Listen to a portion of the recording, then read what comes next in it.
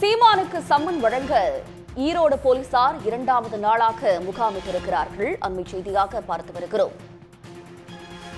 வன்முறையை தூண்டும் வகையில் பேசியதாக சீமான் மீது ஈரோடு கருங்கல்பாளையம் போலீசார் வழக்கு பதிவு செய்திருக்கிறார்கள். சீமானுக்கு சம்மன் வழங்க இரண்டாவது நாளாக நீலாங்கரையில் கருங்கல்பாளையம் போலீசார் முகாமிட்டிருப்பதும் குறிப்பிடத்தக்கது.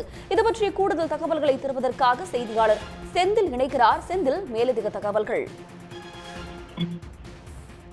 வன்முறையை தூண்டும் வகையில் பேசியதாக நாம் தமிழர் கட்சி தலைமை ஒருங்கிணைப்பாளர் சீமான் மீது பதியப்பட்ட வழக்கு தொடர்பாக ஆஜராவதற்காக அவருக்கு இரண்டாவது சம்மன் வழங்குவதற்காக ஈரோடு கருங்கல்பாளையம் போலீசார் நீலாங்கரையில் இரண்டாவது நாளாக முகாமிட்டிருக்கிறார்கள்.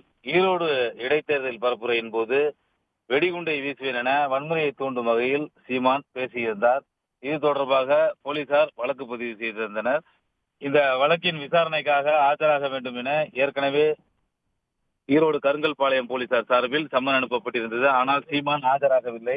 இந்த நிலையில் தற்போது மீண்டும் சம்மன் வழங்குவதற்காக நேற்று ஈரோடு கருங்கல்பாளையம் போலீசார் சென்னை நீலாங்கரையில் வந்திருந்தனர்.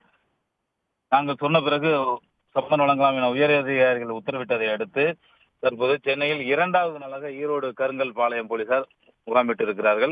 உயர் அதிகாரிகள் உத்தரவிட்டவுடன் இன்று காலை சென்னை நீலாங்கரையில் உள்ள அவரது வீட்டில் சீமானிடம் நேரடியாக சென்று சம்மனை ஈரோடு கருங்கல்பாளையம் போலீசார் வழங்க இருக்கிறார்கள் என போலீஸ் தரப்பில் தெரிவிக்கப்பட்டிருக்கிறது.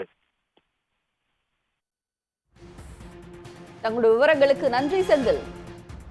உடனுக்குடன் செய்திகளை தெரிந்து கொள்ள சன் நியூஸ் பெல் ஐகானை கிளிக் பண்ணுங்க.